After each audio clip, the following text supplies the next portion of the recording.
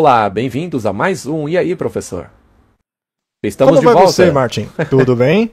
Você foi rápido dessa vez, hein? Sim, eu estou ficando cada vez melhor nisso. Bom, eu vou muito bem, nada mudou. Que bom, meu amigo. Fico feliz em saber. Acho que temos que parar com essas brincadeiras, Walter. Talvez você esteja certo. Enfim, vamos começar o programa. Bom, antes de começarmos, vamos pedir ao Senhor que abençoe este episódio. Querido Pai, obrigado por nos unir novamente em um mundo que está rapidamente caminhando para o fim. Por favor, ilumine nossas mentes, conduza a essa conversa para que tudo glorifique o teu nome. Por Jesus, amém. O título do programa de hoje é Desolado. Da última vez que falamos sobre o selo de Deus, ou a marca da besta, e também a marca de Caim, certo? Nós olhamos para estas questões e certas teologias, certas ações por pessoas do mundo e também por religiões podem levar ao ponto em que Deus os declara desolados. E esta é uma situação bem triste. Muito, muito triste. Isso já aconteceu? Sua casa foi deixada desolada, vazia. Mas vazia do quê, Martin? Do Espírito de Deus. Então algo terrível deve estar acontecendo. O que significa a palavra desolado?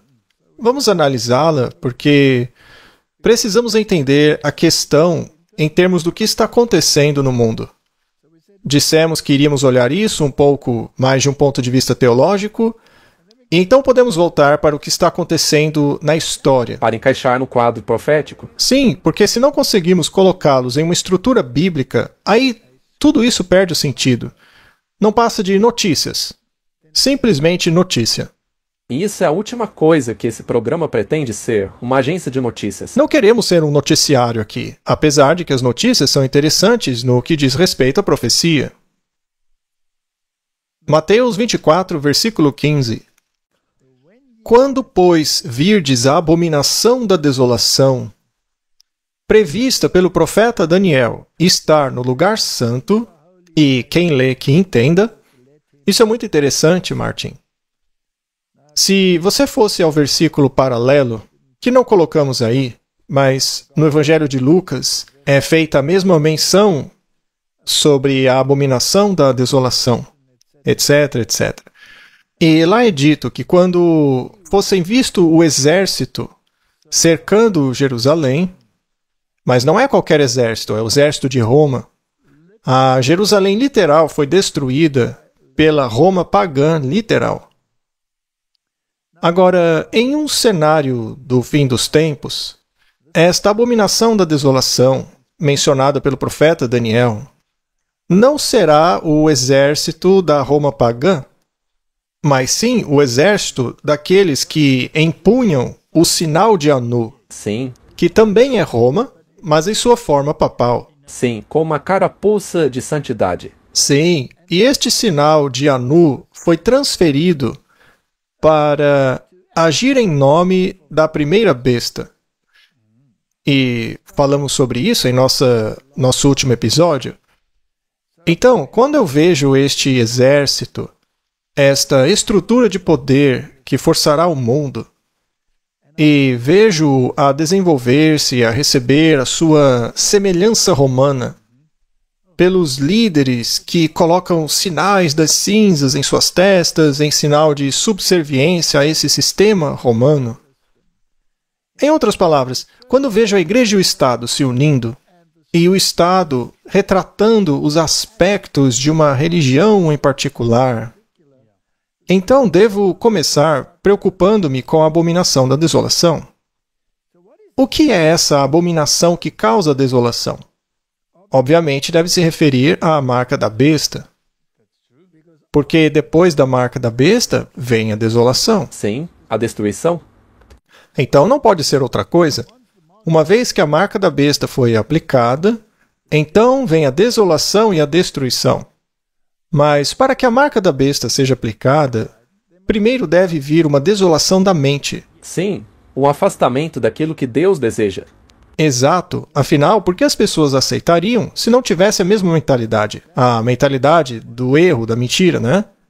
Então, Martin, todo esse quadro se torna muito interessante. Nos tempos antigos, lá em 70 depois de Cristo, os cristãos viram os exércitos romanos de pé no lugar santo. E para identificar isso, tinham que estudar o livro de Daniel. Sim. Então os primeiros exércitos que cercaram a cidade o fizeram em 70 depois de Cristo. Foi quando eles entenderam que tinham que estudar o profeta? Depois disso, houve um segundo cerco. E porque estudaram o livro de Daniel, eles sabiam o que estava acontecendo. Então, haveria essas tentativas de assumir o controle. Então, Martin, quando você vê isso acontecendo, estude a sua Bíblia. Estude o livro de Daniel. Deus, aqui, ele está deliberadamente, especificamente apontando para o livro de Daniel. Na verdade, é importante perceber que você deve estudá-lo agora, assim como eles estudaram antes do segundo cerco, porque aí seria tarde demais. Correto? É interessante que Marcos também utiliza essa terminologia. Mas quando virdes a abominação da desolação, predita pelo profeta Daniel, estando onde não deve, Olha só. isso é muito interessante. Então, ele estava no lugar sagrado, mas não deveria estar lá. Isso não deveria acontecer. Igreja e Estado devem ser coisas separadas. Roma não deveria estar ali. O religioso e o governo não podem se tornar um, como a Universidade de Georgetown diz que deve ser. Pela força da espada. Correto? Aquele que lê, entenda. Os que estiverem na Judéia, fujam para os montes. Então, tudo isso é algo muito interessante. Temos que comparar o que aconteceu e o que está acontecendo agora. Não é quase que aquela mensagem, sai dela, povo meu? Uau, claro, com certeza. A oração de Cristo não é somente para aqueles que eram então seus discípulos, Mas para todos os que crerão nele, por meio das palavras dos seus discípulos, até o fim do mundo. Jesus estava prestes a render a sua vida e a trazer vida e imortalidade à luz. em meio aos seus sofrimentos e à rejeição diária. Cristo vislumbra 2000 anos, desde sua igreja até os últimos dias. Muito interessante, Martin. Isso soa quase como uma profecia. Que haveria apenas 2000 anos a partir da época de Cristo até o fim do mundo. Não é mesmo? Ela poderia dizer qualquer outra data, 2200, 300, 400 anos, mas não, ela diz 2000. O Senhor tem tido uma igreja desde aquele dia, ao longo de todas as cenas do tempo, até o dia presente. A oração de Cristo nos apresenta uma igreja modelo. Devem estar em unidade entre si e com Deus. Quando os crentes estão unidos a Cristo, a videira verdadeira, eles são um com Cristo, cheios de simpatia e ternura e amor. Que cada alma faça eco dessa oração na mente, na petição, na exortação, para que sejam um, como Cristo é um com o Pai. E que trabalhem para esse fim, ao invés de virar as armas de guerra contra aqueles que estão em nossas próprias fileiras. Que se voltem contra os inimigos de Deus e da verdade.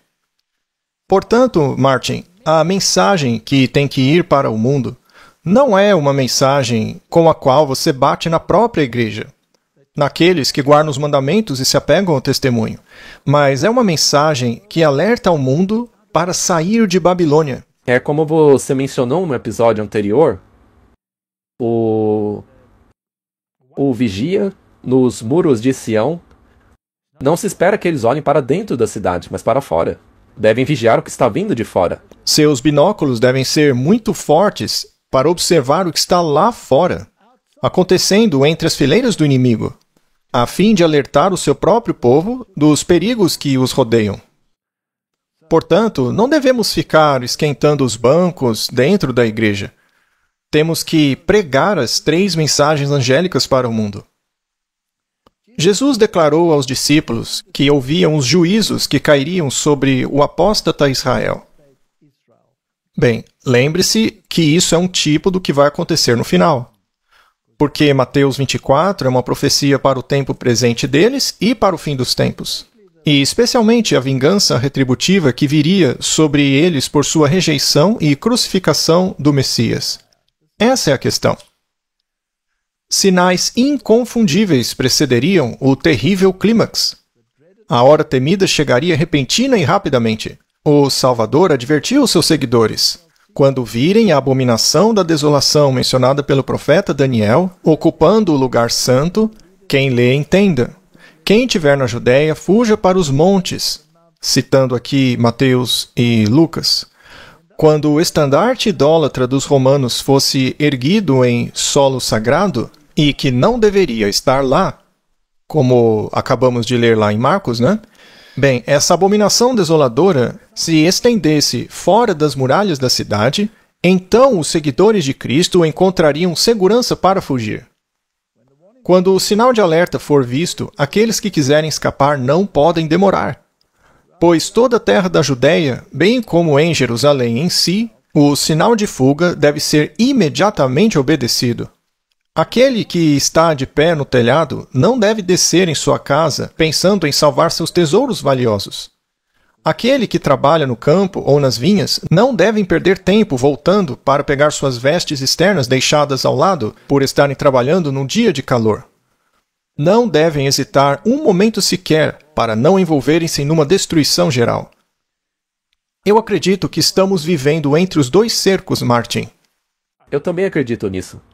Já houve uma tentativa de introduzir uma legislação dominical nos Estados Unidos. Isso foi lá no passado, mas agora estamos esperando pelo segundo cerco. Este é o momento no qual devemos alertar as pessoas de que o exército romano está se aproximando onde as fileiras e o coração da igreja não deveriam estar. Isso é verdade. Não deveria estar ali.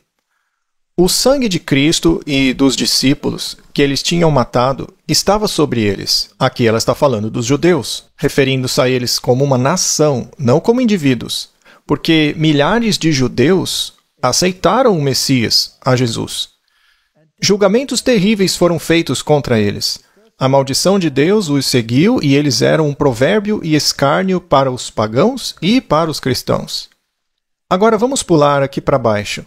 Alguns ainda verão que a profecia se cumpriu a respeito deles, e irão receber Jesus como Salvador do mundo, e também ver o grande pecado de sua nação ao rejeitar Jesus e crucificá-lo. Indivíduos, não a nação, mas indivíduos entre os judeus serão convertidos, e isso acontece o tempo todo. Mas como nação, eles estão para sempre abandonados por Deus. Quando Jesus disse que a casa deles ficaria deserta, não disse que seria por um tempo. Com certeza ele não disse isso. Certo. Essa nação não seria mantida como a representante de Deus porque rejeitaram o Messias. A igreja cristã, que nos seus primeiros anos foi composta apenas de judeus, ou praticamente apenas por judeus, seriam esses que levariam adiante a mensagem da salvação. A mesma mensagem que começou lá no Éden. Exato. Ela nunca mudou. Mas como nação, eles foram abandonados por Deus para sempre. Se você nega o Messias, você perdeu a oportunidade. Aquela nação perdeu a oportunidade. Portanto, o templo dos judeus foi deixado vazio e desolado. Temos aqui o Papa, que está rezando no Muro das Lamentações. Na verdade, ele está simbolizando que quer a ressurreição do templo. Mas Paulo diz claramente que a igreja se tornou o templo do Deus vivo. Sim, do templo físico não estaria pedra sobre pedra. Paulo disse que um homem se consideraria Deus na terra, tentando sentar-se naquela igreja fingindo que é isso, fazendo regras para quebrar os mandamentos de Deus, colocando os seus mandamentos no lugar. Bem, ele faz tudo isso. Eu retirei esta citação aqui deste livro ao lado. É de Palmer Robertson. Ele afirma: reconhecer um povo distinto como destinatário das bênçãos redentoras de Deus e que ainda tem uma existência separada da Igreja de Jesus Cristo, cria problemas teológicos insuperáveis. E isso é verdade, Martin. Jesus Cristo tem apenas um corpo. Ele tem apenas uma noiva, não duas. Apenas um povo que ele chama como seu, que é o verdadeiro Israel de Deus. Esse único povo é composto de judeus e gentios que acreditam que Jesus é o Messias prometido. Então, eu não sou o único que afirma isso. Essa tem sido a palavra de ordem dos reformadores desde o início. Muito bem. Martinho Lutero, ao falar sobre Gálatas 6:16, diz assim: sobre o Israel de Deus. Aqui Paulo ataca os falsos apóstolos e os judeus que se gabavam de seus pais, de sua eleição, da lei, etc. É como se ele estivesse dizendo que o Israel de Deus não são os descendentes físicos de Abraão, Isaque e Israel, mas aqueles que, como Abraão, o crente, creem nas promessas de Deus, agora reveladas em Cristo, sejam eles judeus ou gentios. Ele não está dizendo exatamente a mesma coisa? Exatamente. Martin, como pode existir duas organizações vivendo lado a lado, sendo que ambas alegam ser os representantes de Deus e o povo de Deus nessa terra? Só que um aceita o Messias e o outro o rejeita. Isso faz sentido para você? Se ambos afirmam serem de Deus, não. Não faz sentido. Quando lemos que, como nação, ela foi abandonada por Deus para sempre, devemos aceitar isso como fato porque essa nação rejeitou o Messias, até hoje. E ao dizerem que ainda estão esperando o Messias, eles deixam bem claro que não aceitaram Jesus. Na verdade, o Talmud deles diz coisas terríveis sobre Jesus. Não é mesmo? Mas não precisamos falar sobre isso. Bom, eles querem construir o terceiro templo. Isso por si só já é uma blasfêmia. Claro que é. Isso é negar completamente o papel de Jesus. Esta nação ficou vazia e desolada porque rejeitaram o Messias e os seus ensinamentos. Agora, quando a igreja cristã fizer o mesmo, ela também não ficará desolada? Sem dúvida alguma. Martin, nós sabemos, pelas profecias de Apocalipse, que a besta é o sistema católico romano. Não indivíduos, mas o sistema romano. O mesmo se aplica aqui. Não estamos falando de indivíduos judeus, mas sim da nação como sistema religioso, e também do catolicismo como sistema, e como nação, porque o Vaticano é um país, é uma nação. E devido a certos problemas, suas casas estão desoladas. Sim, suas doutrinas, ensinamentos, tudo. Vamos ver qual era o problema deles. Ao irmos para Apocalipse 13, vamos ver os versículos 5 e 6. E foi-lhe dado um poder para proferir grandes coisas e blasfêmias. Naturalmente, é um poder blasfemo. Sim, que fala contra Deus. E foi-lhe dado poder para continuar por 42 meses. Bom, nós lemos no episódio anterior que fizemos que ele declarou estar acima da Bíblia. Isso é uma blasfêmia. Já no verso 6, ficamos sabendo do que se trata essa blasfêmia. Ele abriu a boca em blasfêmia contra Deus para blasfemar o quê? O nome de Deus, ou seja, o seu caráter. O caráter de Deus está em sua lei. E é isso que devemos selar em nossa testa. Então, se ele blasfema contra a lei de Deus, que representa o caráter dele, e um pequeno estudo bíblico mostrará que o caráter e os atributos de Cristo são idênticos aos 10 mandamentos, mas também blasfemaria contra o seu tabernáculo. Ou seja, a sua igreja. Como se blasfema contra um tabernáculo? Basicamente, o tabernáculo era o templo. Primeiramente era uma tenda, depois tornou-se um edifício. Então, o que o tabernáculo representava? Representava a tipologia da salvação. Certamente, a expiação. Correto? Temos aqui essa foto do tabernáculo. Se você entra pela porta aqui embaixo, e Cristo disse que ele é a porta, Mas ao entrar por ela, você é confrontado pelo altar dos holocaustos. E havia um cordeiro que deveria ser sacrificado. Você também tinha que confessar os seus pecados, colocar sua mão sobre o cordeiro, e aí ele era sacrificado. Isso representava Jesus Cristo, que pagou o preço por nós e se tornou o cordeiro sacrificial. Ao entrar pela porta, a pessoa era cercada por este muro de linho branco, que representa a justiça de Cristo. Isso é justificação. Então, a pessoa teria aceito a justificação pela fé. Já a água desta pia aqui no meio simbolizava o renascimento. A próxima etapa era o lugar santo, onde havia o castiçal, simbolizando instruções sobre a luz do mundo, que é a palavra de Deus, sendo o castiçal alimentado pelo óleo, que é o Espírito Santo. Então, estava se absorvendo o pão da sua presença. Eu sou o pão vivo que desceu do céu.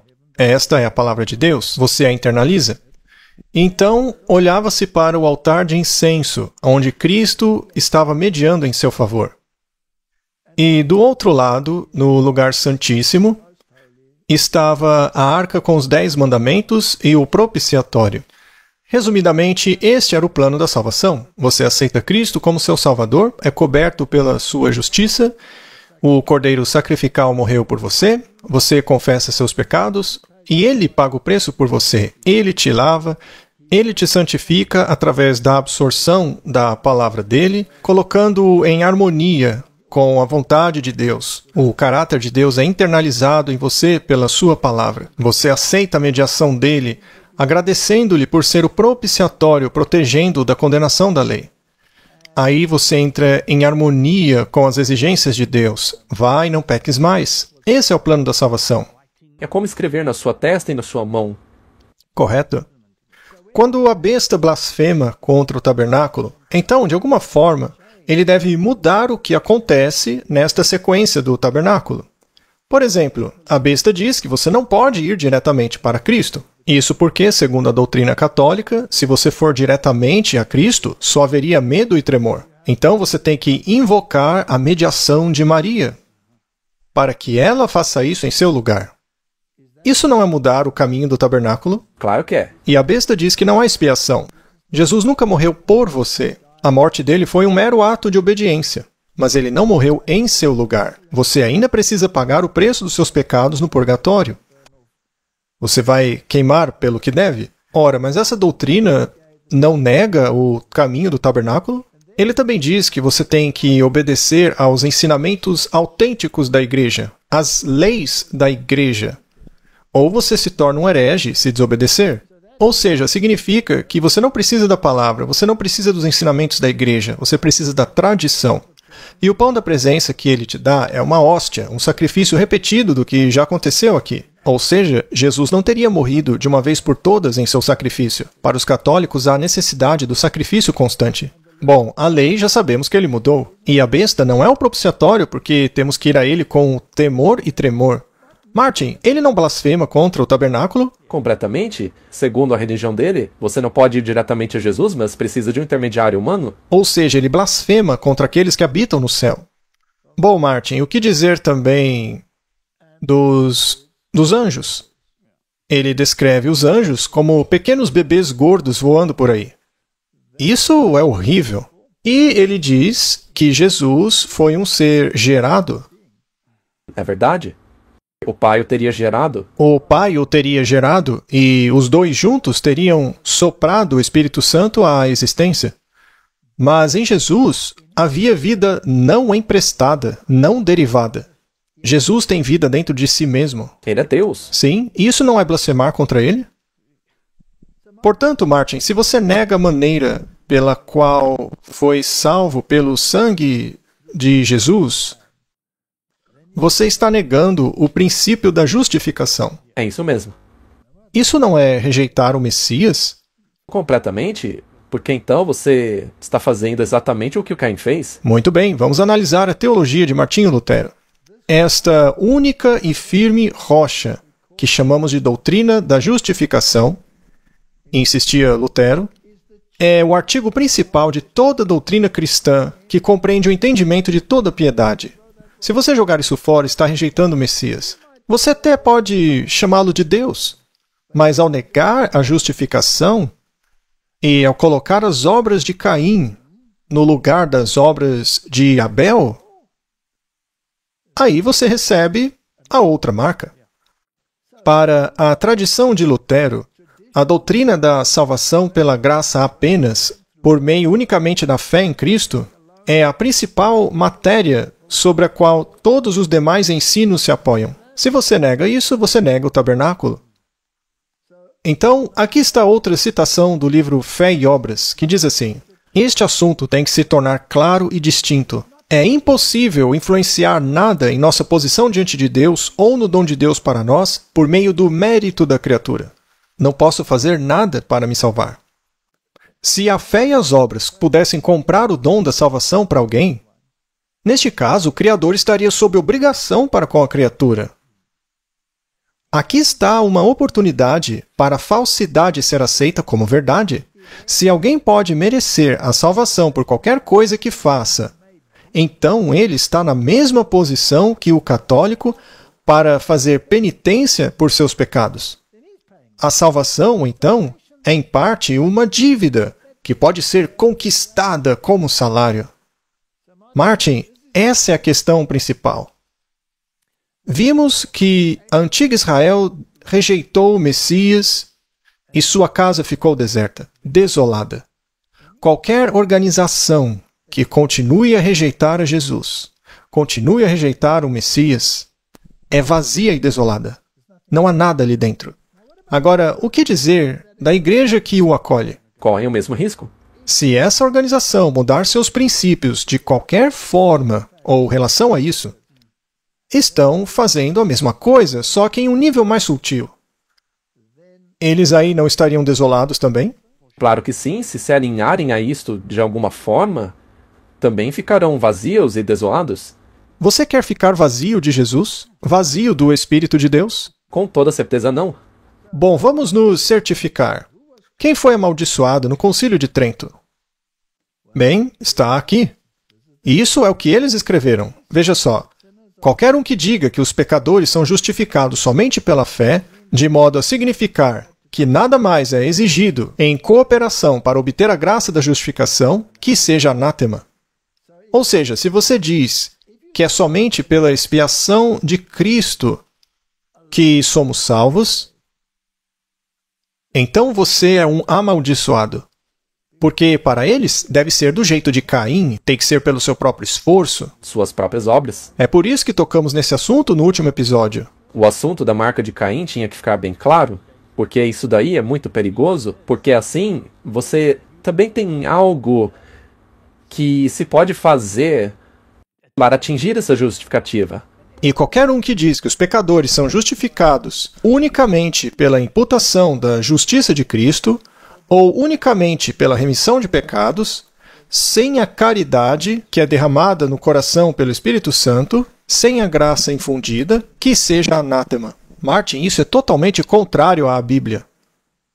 Isso daí é... o oposto completo do protestantismo. Sim, porque isso tira a totalidade do que Cristo fez por você. E o que dizer da declaração conjunta sobre a justificação? Nelas, eles dizem que pela graça das obras salvíficas de Cristo é que nós somos salvos. Isso começou em 1999 e todo mundo aderiu desde então. Mas a Bíblia diz que é somente pela fé no sangue expiatório de Cristo. Então isso é uma maneira distorcida de fazer as pessoas aceitarem a marca de Caim. O ponto de partida oficial fundamental do Vaticano é o próprio homem, ou seja, não é Cristo. Isso vem do documento do Vaticano II, Gaudium et Spes. Veja, é o próprio homem que deve ser salvo, é a humanidade que deve ser renovada. O homem, portanto, é a chave dessa discussão. Martin, eu fico doente com isso. Pensar que a minha salvação depende de homens. Estamos perdidos. É, porque isso daí é a teologia de Caim. É exatamente a teologia de Caim. O homem considerado inteiro e integral. Onde está Jesus nisso aí? Em lugar nenhum. com corpo e alma, coração, consciência, mente e vontade. Esta é a razão pela qual o Sagrado Sínodo, ao proclamar o nobre destino do homem e afirmando um elemento divino nele, isso é blasfêmia. Incondicionalmente com a humanidade na promoção de um sentido de fraternidade para corresponder ao seu destino. Martin. Isso é uma negação completa do Evangelho da Justificação. Sim. É uma premissa terrível. É livrar-se completamente de Cristo. Portanto, no sistema romano, a casa está vazia já há muito tempo. É verdade, ela já caiu. Ela caiu, porque está escrita na testa: Mãe das prostitutas, Babilônia. Ela já caiu totalmente. Mas e o protestantismo? Qual é a compreensão católica romana sobre a justificação? Isso foi tirado do Catholic.com, é a enciclopédia deles. Justificação. Está cuidadosamente escrito, veja. É a transformação do pecador de injusto para santidade e filiação de Deus. Martin, isso não é justificação. Porque nós não somos santos por nós mesmos. A nossa santidade é imputada. Nossa justiça tem que vir de fora de nós, concedida por Cristo. Nós mesmos não temos o poder de nos santificar. Isso tem a ver com o propiciatório, Correto? que é a única maneira de... Bem, vamos colocar dessa forma. O propiciatório está lá em cima. Se alguém... E ele é de Cristo? Sim, é dele. É a justiça de Cristo? É uma justiça imputada. Mas eles dizem, se você diz que é uma justiça imputada, então você é amaldiçoado. Continuando, que denota a transformação do pecador de um estado de injustiça a um estado de santidade e filiação a Deus. Isso é totalmente contrário ao que diz a Bíblia. E vamos nos certificar disso. Bem, vamos fazer uma análise para ver o tamanho contraste. Romanos 3:28. Concluímos, portanto, que o homem justificado pela fé, sem obras da lei. Será que Paulo é anátema? De acordo com ele, sim. Deve ser, não é? Segundo ele, sim. Sendo, pois, justificados pela fé, temos paz com Deus por meio de nosso Senhor Jesus Cristo. Paulo é anátema? Sim. Sabendo que o homem não é justificado pelas obras da lei, mas pela fé de Jesus Cristo, temos também crido em Jesus Cristo para sermos justificados pela fé em Cristo, e não pelas obras da lei. Porque pelas obras da lei, nenhuma carne será justificada. A Bíblia é anátema? Parece que sim. Martin, nós enlouquecemos ou o mundo enlouqueceu? O mundo, porque ele engoliu toda essa teologia de Caim. E outra questão aqui é a fé de Jesus, e não a fé em Jesus. Romanos 4:11. E recebeu o sinal da circuncisão, aqui está falando de Abraão, selo da justiça da fé, que ele tinha quando ainda era incircunciso, ou seja, sem obras, para que ele seja o pai de todos os que creem, mesmo que não sejam circuncidados. Essa justificação também pode ser imputada a eles. O que a Igreja Católica diz se você afirma que a justiça é imputada? Que você é amaldiçoado. Somos anátema. E, portanto, isso lhe foi imputado por justiça. Martin, a casa deles está deserta. Com certeza. Desolada. Não foi escrito somente por ele, mas sim por lhe ter sido imputado. Mas também para nós, a quem será imputado. Parece que Paulo é um herege. Se crermos naquele que ressuscitou dentre os mortos a Jesus nosso Senhor. Não é de se admirar que o livro de Romanos foi uma joia nas mãos de Lutero. Curiosamente, foi escrito para os romanos.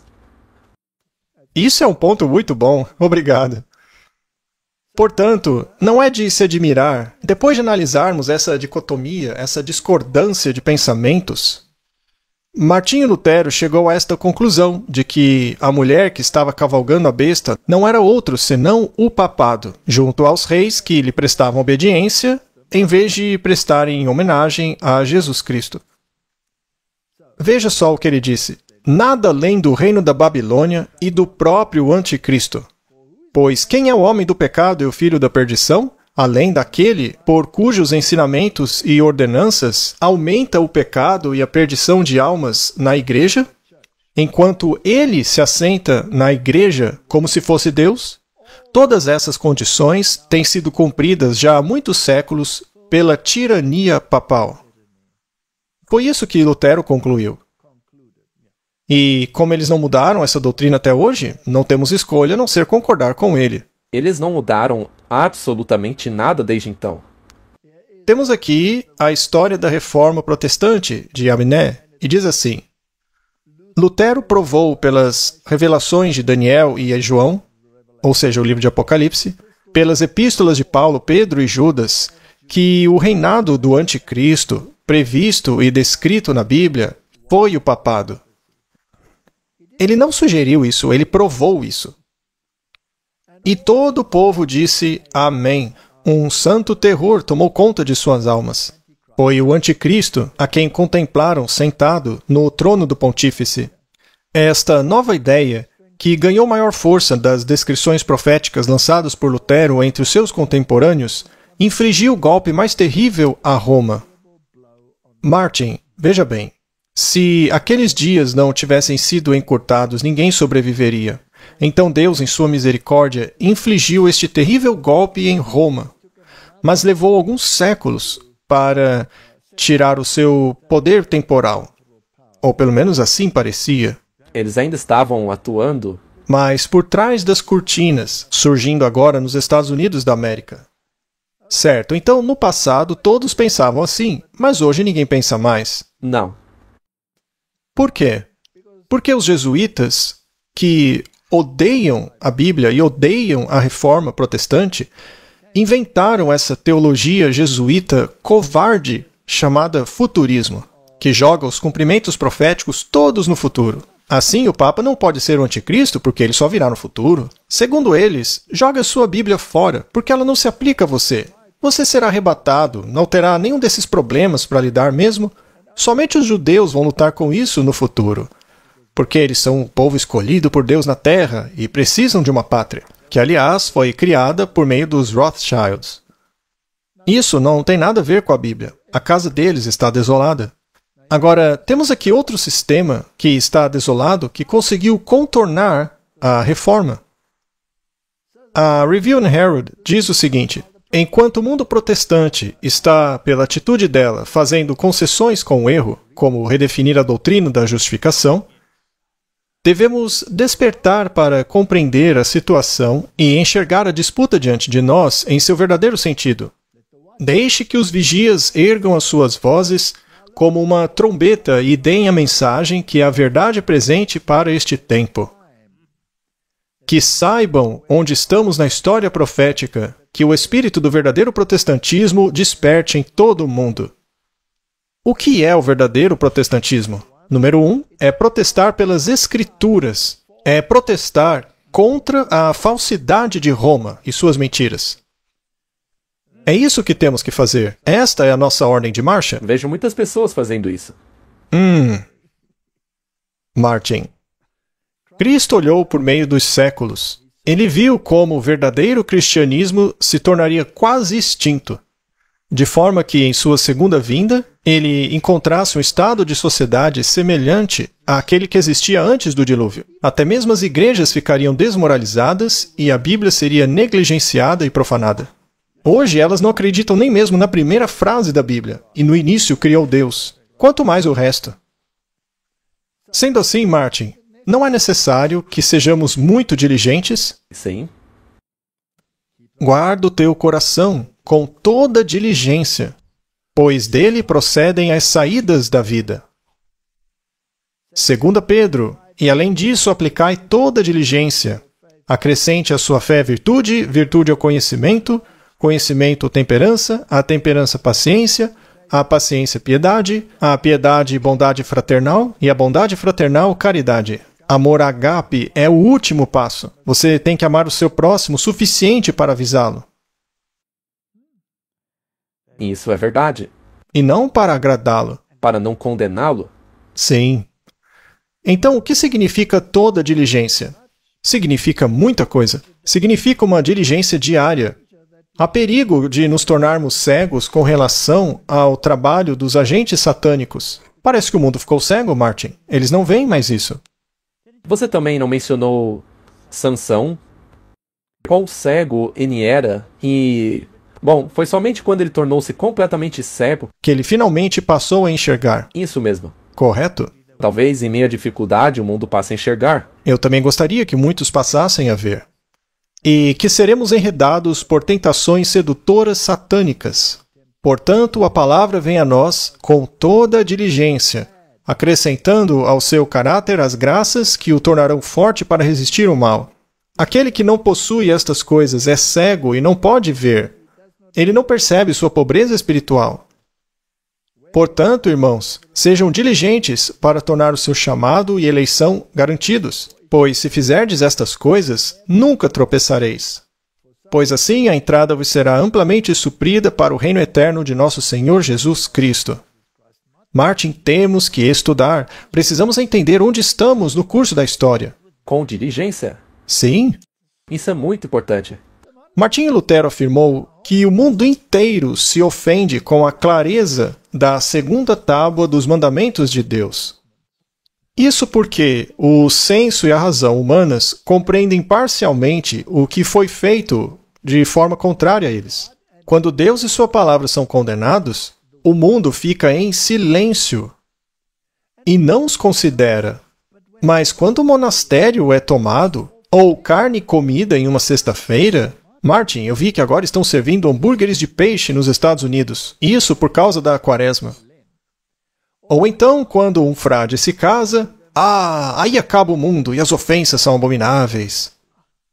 Não é interessante? Ele acertou em cheio, e você pode até aplicar isso a... Veja, ninguém reclama quando o cristianismo é profanado ou humilhado em um filme. Agora faça o mesmo com outra religião, para você ver o que acontece. E eles veem um problema. E agora, parece que se você falar contra a doutrina católica, você é uma grande abominação. Mas e se essa doutrina não tiver nada a ver com a Bíblia?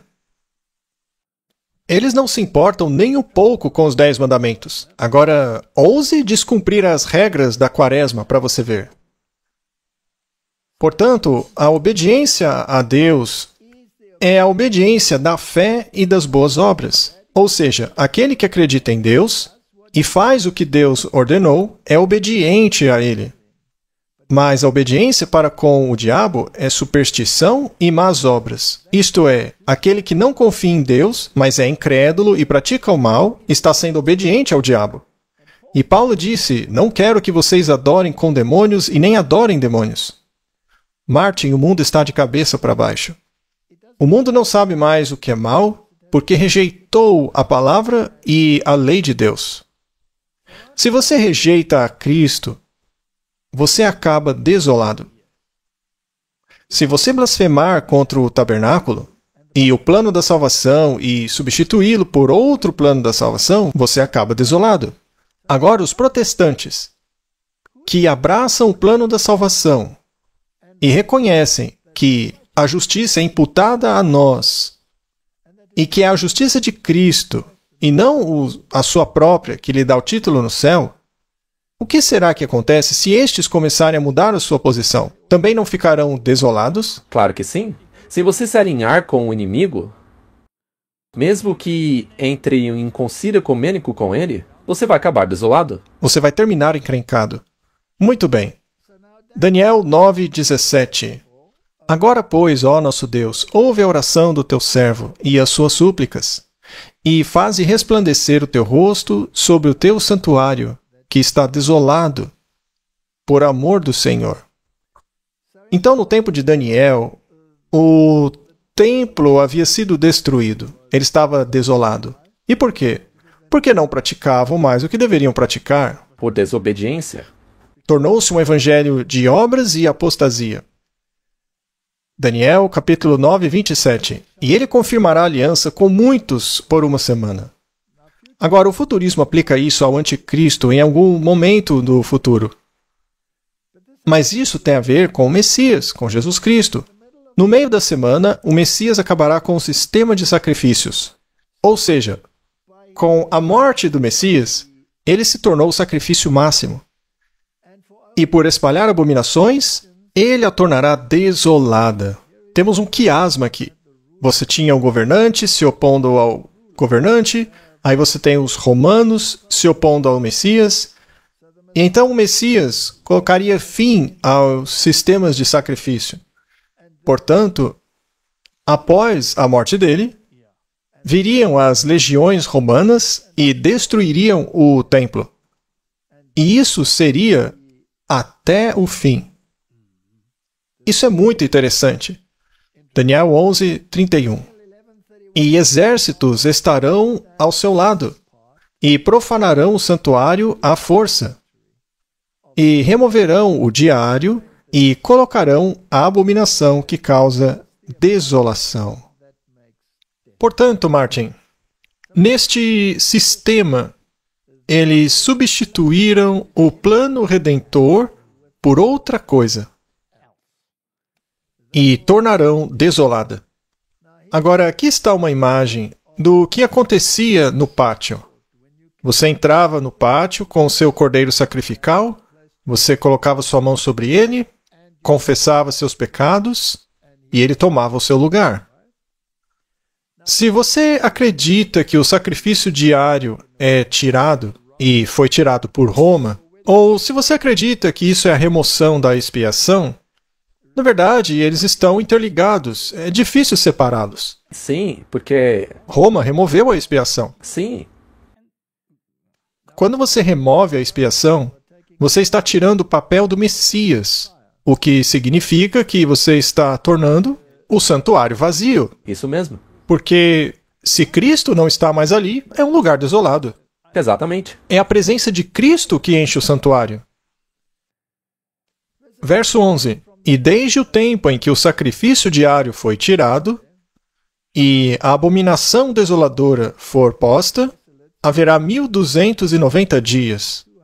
Bom, nós não vamos nos aprofundar nessa profecia, mas ela está relacionada aos 1260 dias, apenas prolongados por 30 dias, ou melhor, anos, porque o decreto pelo qual o bispo deveria ter esse poder foi promulgado 30 anos antes de entrar em vigor. Mas ainda está dentro do período dos 2.300 anos? Correto. Então tem a ver com a ascensão do sistema papal, que traria esta desolação. Assim como o templo ficou desolado, Roma também ficará desolada. Sim, caída. Será que os protestantes também ficarão desolados? Ao se alinharem com Roma, é claro que ficarão. Afinal, Deus disse, sai dela. Jeremias, capítulo 12, verso 10. Bom, isso daqui é o profeta que está falando antes da destruição, que aconteceu na época dele. Sim. Muitos pastores destruíram minhas vinhas, pisotearam minha porção sob seus pés, fizeram da minha porção agradável um deserto vazio. Removeram a doutrina da salvação e a substituíram pela doutrina das obras. Resumindo, outro sistema que está associado ao período de governo papal fará exatamente o mesmo, mas com outro pretexto. Muito bem, vamos continuar nossa história. Então Jeremias continua e diz: eles a tornaram desolada. Quem? Os judeus. Sim, os próprios judeus. Eles tornaram desolada. E como fizeram isso? Removendo a tipologia do Messias que morreria em seu lugar e substituindo-o por um sistema de obras. Eles valorizaram mais o símbolo do que o significado que o símbolo representava. Sim, e estando desolada, ela chora a mim. Imagine só para o profeta a tristeza de ver isso. Toda a terra foi feita desolada. Se você remover o Messias da sua religião, então toda a terra ficará desolada. Porque ninguém leva isto a sério. Martin, se o plano da salvação não for o cerne da questão, não adianta de nada. Sua religião é vazia. É por isso que Jesus disse a eles que a casa deles ficaria deserta, desolada. Em verdade vos digo que não me vereis, até que chegue o tempo em que me vereis, dizendo, bendito o que vem em nome do Senhor. Esta é a segunda vinda. Então, Martin, não faz diferença alguma construírem um terceiro templo. Mesmo que o construam, não fará diferença alguma, porque ele continuará vazio da presença de Deus até a segunda vinda. Correto? O espírito de profecia diz: o pecado dos judeus foi muito grande.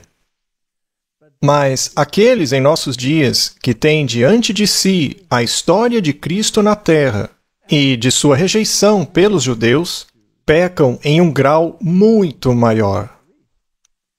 Então, eles pecam em um grau muito maior. Eles têm o testemunho dos seguidores de Jesus ao longo de um período de quase 2000 anos. Que período ela está mencionando? 2000 anos depois de Cristo. Deve ser mais ou menos agora, né, Martin? É só fazer as contas. Eles têm muito mais luz do que os judeus tinham.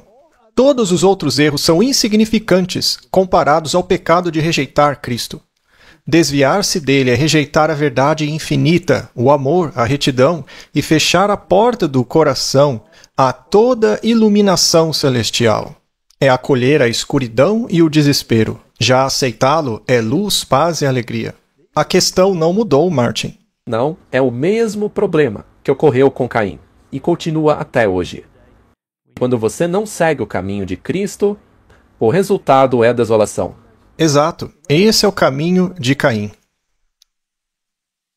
Bom, quando leio Apocalipse 13:18, nós lemos uma carta que se aplica diretamente à igreja remanescente de Deus nos últimos dias, aqueles que guardam os mandamentos e se apegam ao testemunho de Jesus.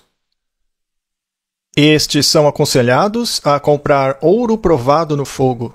Em outras palavras, a ter um caráter semelhante ao de Cristo, moldado no fogo da aflição, para que sejam ricos e vestidos de branco, que é a justiça de Cristo. Isso é o que importa. Para que esteja vestido e a vergonha de sua nudez não apareça. O problema é que nós tentamos nos vestir com os nossos trapos das próprias obras. E também para ungir os teus olhos com colírio, para que vejamos. É possível que até os eleitos sejam enganados?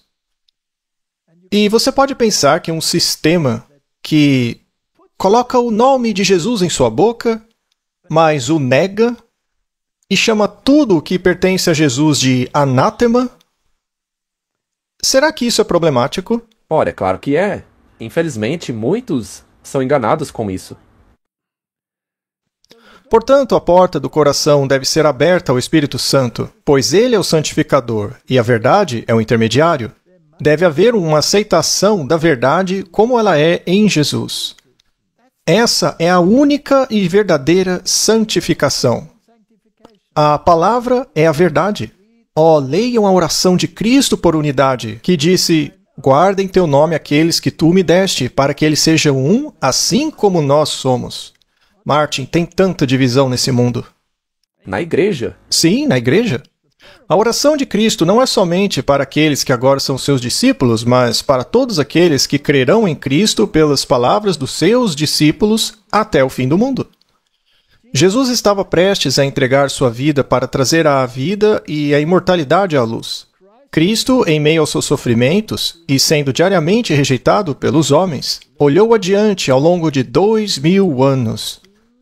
Não são 2500, Martin. São 2000. Também não é 1800. Olhou todo esse tempo até a sua igreja que existiria nos últimos dias, antes do fim da história dessa terra. Martin, eu estou colocando isso aqui para mostrar onde estamos no fluxo do tempo. Olha, eu já vi uns 3 textos aí fazendo menção desse 2000 anos. Será que não são 2050, talvez 2090, Martin? Quem sabe sejam 4000 anos? É um valor inconclusivo, né? Enfim, voltemos ao ponto principal. O ponto principal é a justificação pela fé. No fim, isto é o cerne de tudo. Então, a mensagem do terceiro anjo. Vários me escrevem perguntando se a mensagem da justificação pela fé é a mensagem do terceiro anjo. Mensagem esta que diz para não aceitarmos a marca da besta. E eu respondo a eles dizendo que sim, esta é a mensagem do terceiro anjo em verdade. Em plenitude? Martin, guardar o sábado, segundo eles, é uma obra. Mas nós descansamos no sábado. É um mandamento que manda descansar. Como se trabalha e descansa ao mesmo tempo? Eu não sei. Essa é a dicotomia que Satanás está promovendo. Enquanto no domingo, segundo o catecismo da Igreja Católica Romana, você tem que fazer um sacrifício, Isso me soa trabalho. que é a missa. Mas eu achava que o sacrifício já foi feito. Eu também. E agora temos que trabalhar em outro sacrifício. Mas a Bíblia diz, por um sacrifício vocês foram aperfeiçoados. Em outras palavras, justificado. Então, do que se tratam todos esses outros sacrifícios? Não foi o que os judeus fizeram? Eles não se envolveram em sacrifício após sacrifício, e o sacrifício se tornou a obra, e se esqueceram da essência do sacrifício, que era Cristo? Não é exatamente o que os judeus fizeram, só que de outra forma. Sim. Muito bem. Em outras palavras, Jesus é a única esperança da alma pela fé. Que, aliás, para eles é um anátema, né? Toda alma pode dizer como o salmista: quem tenho eu no céu senão a ti? E não há ninguém na terra que eu deseje além de ti. No momento em que o pecador se apodera de Cristo pela fé, seus pecados não estão mais sobre ele. Cristo se coloca no lugar do pecador e declara: eu suportei a sua culpa. Fui punido por sua transgressão. Eu tomei os seus pecados e coloquei minha justiça sobre você. Martin? A Igreja Católica diz o contrário. Ela diz que temos que ir a um padre terreno, temos que confessar nossos pecados a um ser humano, que o ser humano nos dará absolvição e que Cristo deve obedecer à decisão do padre de perdoar ou não perdoar. E ainda assim, nós temos que pagar o preço desse pecado. Por isso vamos ao purgatório para queimar. E o único que pode nos dar a libertação deste purgatório é o Papa, que pode aplicar o mérito de Maria ou qualquer um dos santos, ou talvez até mesmo de Jesus, para te dar algum alívio lá no fogo. A Bíblia diz isso? Não. De jeito nenhum. Ela também não diz que Cristo disse: eu vou te ajudar para que você consiga se santificar com seu esforço. Que protestante poderia assinar um documento conjunto com o Papa enquanto a doutrina do purgatório existir? Não tem cabimento. É impossível. Mas eles assinaram. E ao assinarem esse documento, eles aceitaram a primazia do papado, enquanto a doutrina do purgatório continua existindo. O Papa Francisco, inclusive, te dá uma folga no purgatório se você acompanhar a conta do Twitter dele. Você se sentaria em uma mesa ecumênica com ele? De jeito nenhum. Há algo muito errado com o mundo, Martin. Essa justiça nunca foi nossa. Não. Ela só pode vir de Jesus. Em Cristo, o pecador permanece inocente diante da lei.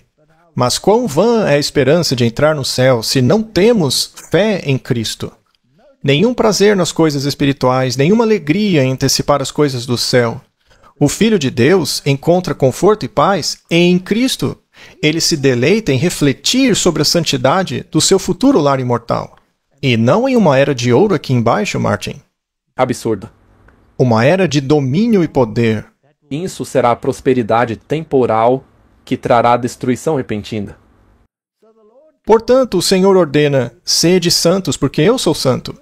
O esforço constante do cristão deve ser em estar perfeita conformidade com a vida de Cristo. Devemos desviar o olhar da escuridão e encarar a luz. Não acuse Deus de parcialidade ou infidelidade por sua atitude de incredulidade. Suas dúvidas lançam reflexos sobre a veracidade de suas promessas. Quando você vem a Jesus com fé viva e se torna praticante da palavra, você provará e verá que o Senhor é bom. Você dirá: pelas suas pisaduras fui sarado. Essa é a verdadeira religião. Ouvimos isso deles? Não, nós só ouvimos falar de cerimônias inúteis. Também sobre prosperidade na terra, dominionismo, poder sobre as outras nações, todo esse absurdo de controle do mundo. Os judeus disseram a mesma coisa. Eles queriam expulsar os romanos e tornarem-se os governantes do mundo. Era isso que eles queriam que Cristo fosse. Na verdade, eles ainda estão esperando um Messias que faça exatamente isso. Quem tem a religião verdadeira pensará em Jesus, falará de Jesus como aquele que está disposto e é capaz de salvar completamente. É isso, Martin. Aquele que crê que Jesus é seu Salvador terá a obediência perfeita de Cristo atribuída a ele. A obediência dele. Não a nossa. Essa é a questão principal. Somos perdoados quando olhamos para Jesus como nosso substituto e fiador. A promessa é que se confessarmos os nossos pecados, Ele é fiel e justo para nos perdoar e nos purificar de toda a injustiça. Não essa pompa e cerimônia, esse absurdo de rituais, de jejuns, hambúrgueres de peixe, tudo o que você pode imaginar. Isso não vale nada. Nada disso vale nada. Nada. Isso parece como o Simão Mago, que queria comprar o Espírito Santo. É impossível comprar o Espírito Santo. Vamos ler apenas as partes destacadas. Cristo veio ao nosso mundo para remodelar o caráter deformado do homem. Jesus não veio construir uma era dourada, um grande império terreno. Não. Jesus veio para restaurar o nosso caráter, que é extremamente deformado. E eu confesso que é isso mesmo. E, Martin, eu vou dizer que você também não escapa, viu? Seu caráter é extremamente deformado, viu? Eu sei, Walter. É por isso mesmo que eu fico feliz que eu não tenha que restaurá-lo. Exato. Jesus faz isso. Enquanto Jesus restaura, sua esposa te lembra do quão deformado seu caráter é. Então, a rica promessa é que seremos participantes da natureza divina. Isto significa tudo para nós, sermos participantes da natureza divina. Martin, é contemplando Jesus que somos transformados à semelhança dele. Não é por rituais, por peregrinações, penitências, orações repetidas, castigos, hambúrgueres de peixe, cruzes de cinza na cabeça. Não, nada disso. Eu não estou criticando o hambúrguer de peixe, tá? Não tenho problema nenhum com ele. A minha questão é que isso não pode ser um meio de salvação pelas obras. Você não será declarado justo por comer um hambúrguer de peixe. Isso é perda de tempo. E é a mesma coisa com a questão da formação espiritual. Algumas pessoas acham que sentar-se e ficar repetindo infinitamente as mesmas palavras, isso vai te aproximar de Deus. No fim, tudo isso aí se resume em fazer coisas para merecer a aceitação de Deus. É isso mesmo, Martin. É o sangue de Cristo que nos torna aceitáveis. Portanto, não é de se admirar que esteja lá em Tito, versículo 3. Não pelas obras de justiça que fizemos, mas segundo a sua misericórdia, Ele nos salvou por meio da lavagem, da regeneração e renovação do Espírito Santo. Mas para a Igreja Romana isso é anátema. Para mostrar nos séculos vindouros a suprema riqueza da sua graça, demonstrada pela sua bondade para conosco em Cristo Jesus. Pois pela graça são salvos por meio da fé, e não por vocês mesmos. Isso é dom de Deus. Não posso comprar minha salvação fazendo coisas, mas eu posso mostrar que a alcancei por meio das boas obras. Elas fluem de você. Pois fé sem obras é morta. As pessoas não entendem. É uma consequência, não um meio. É simplesmente inverter a ordem das coisas. O problema está em nós mesmos, porque ao entendermos a questão na ordem errada, nós acabamos nos tornando santos. Martin, sua esposa provavelmente lhe lembra inúmeras vezes que você ainda não é santo. Com certeza. Você ainda está na luta árdua, meu amigo. Ah, se a igreja pudesse te ver agora. Não pelas obras, para que ninguém se glorie, porque somos feitura sua, criados em Cristo Jesus para boas obras, as quais Deus antes ordenou que andássemos nelas. Haverá boas obras? Claro, como resultado. Mas não são nossas obras. Não há nada do que se gabar. No fim, é Ele operando em nós as obras de justiça. Há caminhos divergentes de verdade e erro. Os anjos de Satanás são sábios para fazer o mal. Eles criarão aquilo que muitos chamam de luz avançada e a proclamará como uma nova maravilhosa. No entanto, embora alguns aspectos a mensagem possa ser verdadeira, ela está misturada com invenções humanas e ensinará como doutrinas mandamentos de homens. Então, se você aceita tradições em vez das escrituras, isso é uma mistura, não é mesmo? E o problema é que existe uma certa quantidade de luz na mentira. É como um alimento com uma gota de veneno. Se alguma vez houve um momento em que deveríamos vigiar e orar com real fervor, é agora. Muitas coisas aparentemente boas precisarão ser cuidadosamente consideradas com muita oração. Isso está acontecendo agora mesmo. Hoje mesmo, vemos na televisão muitas coisas aparentemente boas acontecendo, mas que precisam ser cuidadosamente consideradas. Para onde isso aí está nos levando? Temos que considerar com muita oração, pois o inimigo coloca dispositivos que conduzem almas por um caminho que é muito próximo ao caminho da verdade. Um caminho que é difícil ser distinguido como errado. Está acontecendo agora? Com toda certeza está acontecendo agora. Agora mesmo. Mas o olho da fé é capaz de discernir que tal caminho desvia da verdade. Está te levando em outra direção. Desviando quase imperceptivelmente do caminho da verdade. A princípio pode ser considerado positivamente correto, mas depois de um tempo é visto amplamente como divergente do caminho que conduz à santidade no céu. Meus irmãos, eu vos advirto, para que façais caminho reto para os teus pés, para que o coxo não se desvie do caminho. Martin, isso está acontecendo no mundo hoje. Isto significa que você precisa ser capaz de ler o que está escrito na parede. Muito bem colocado. Do contrário, você estará trilhando o caminho errado. Correto. A heresia agora é apresentada como doutrina bíblica. Vemos centenas deles. Chegou o momento em que não podemos confiar na doutrina que chega aos nossos ouvidos, a menos que vejamos que ela se harmoniza com a palavra de Deus. Existem heresias perigosas que serão apresentadas como doutrinas bíblicas, e temos que nos tornar familiarizados com a Bíblia para que possamos discerni-las. A fé de cada indivíduo será testada, e todos passarão por uma prova que exigirá muito discernimento. Estamos nesse tempo.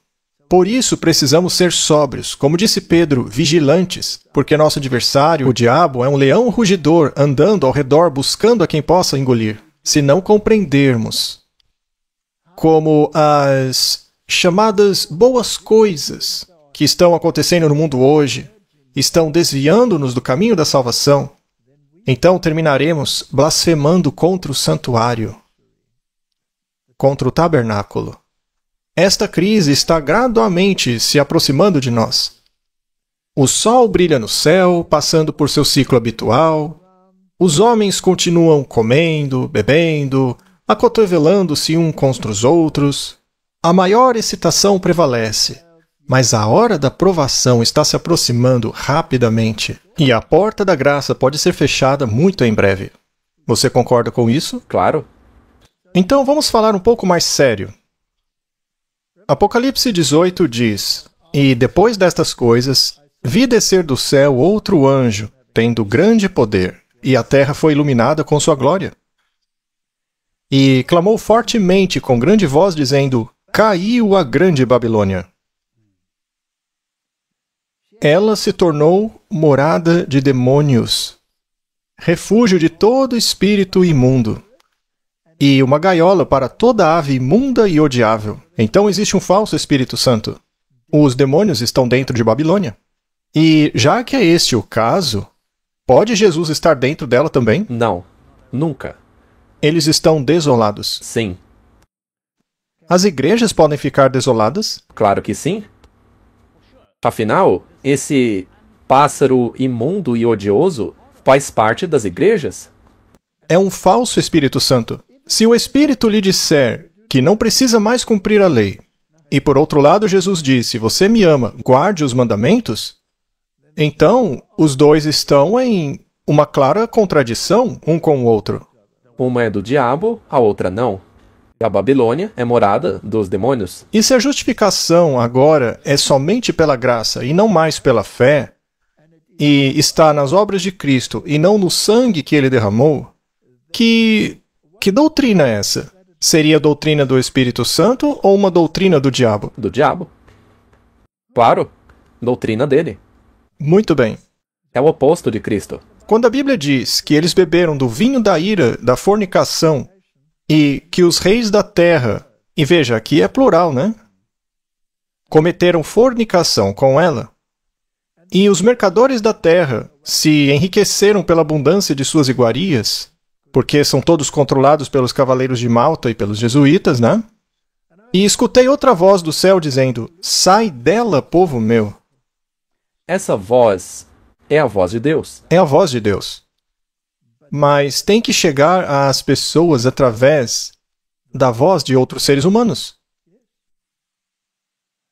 para que não sejam participantes de seus pecados e recebam de suas pragas. Martin, as igrejas que se unem à Babilônia ficam desoladas. E se houver algum desses componentes babilônicos em nossa igreja, como pensamentos, métodos, música, tudo isso, Também nos deixará desolados. então livremo-nos de tudo isso. Sim, com toda certeza. Quando a obra de investigação terminar, quando os casos daqueles de todas as eras que têm professado serem seguidores de Cristo forem examinados e decididos, então, e somente então, a graça terminará, e a porta da misericórdia será fechada. Então, na seguinte curta frase, aqueles que estavam prontos partiram com ele para o casamento e a porta foi fechada, somos transportados através do ministério final do Salvador até o tempo de uma grande obra para a salvação do homem ser concluída. Martin, quando Cristo veio pela primeira vez, ele trabalhou no pátio externo, não? Sim, Porque ele não era um levita. Ele era da tribo de Judá. E de lá, ele se tornou sacerdote da ordem de Melquisedeque. E ele ministrou no lugar santo, no santuário celestial. E Paulo diz que não foi feito por mãos humanas. Mas o santuário terrestre, sob o domínio dos judeus, continuou a oferecer sacrifícios. Eles não perceberam que sua casa estava agora vazia. Apesar de manterem seu ritual, seu sistema, sua pompa, seu glamour, era tudo inútil.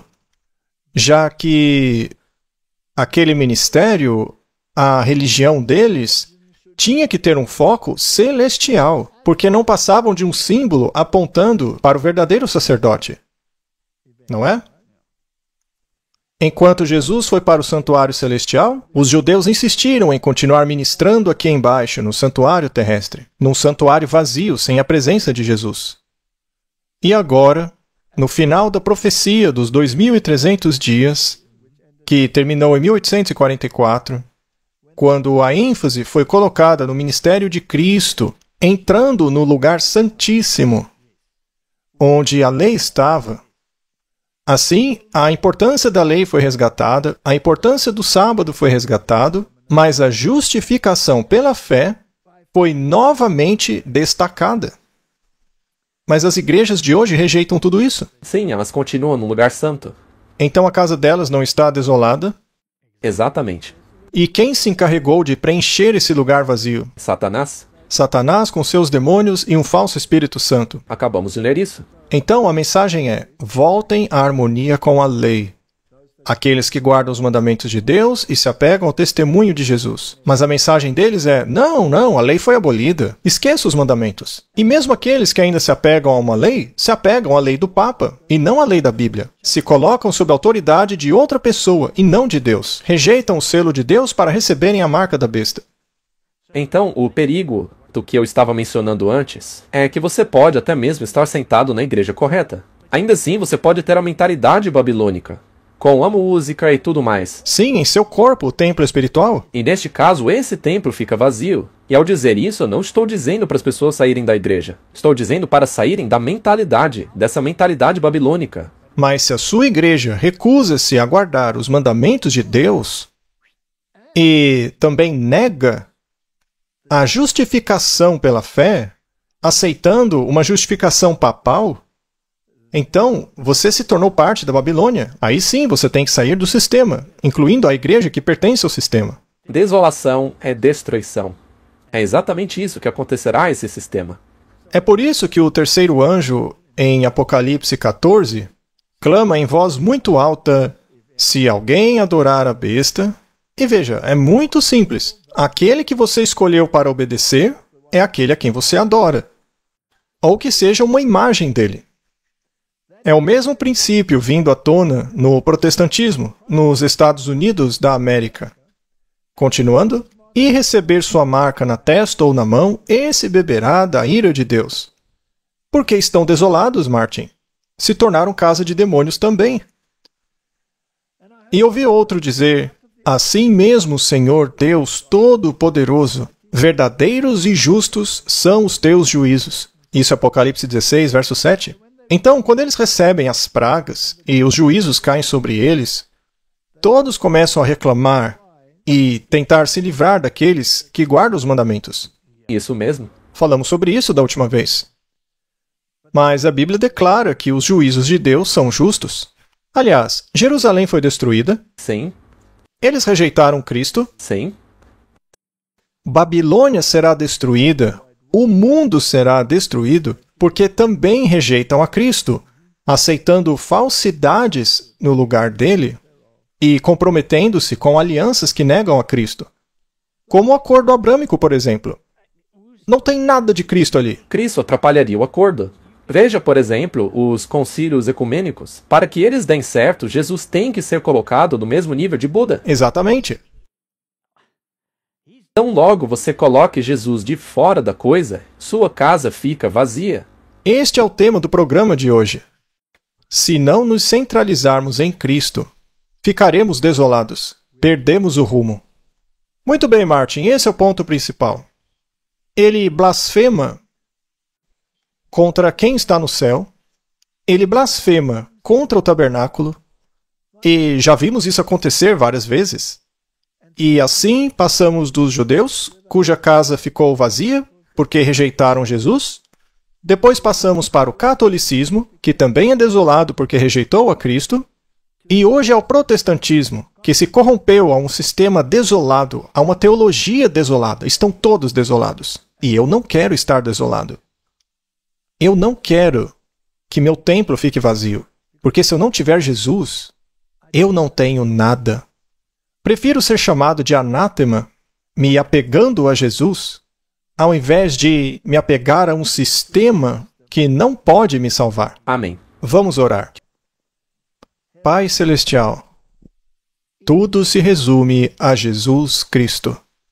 Falamos anteriormente, Senhor, sobre a centralidade de Cristo. Hoje, porém, o mundo está cheio de pessoas que parecem abraçá-lo, ao mesmo tempo em que rejeitam o teu plano de salvação. Mas não há salvação nesses sistemas. Ajuda-nos a ter os olhos abertos para enxergarmos a verdade. Em nome de Jesus, amém. Amém.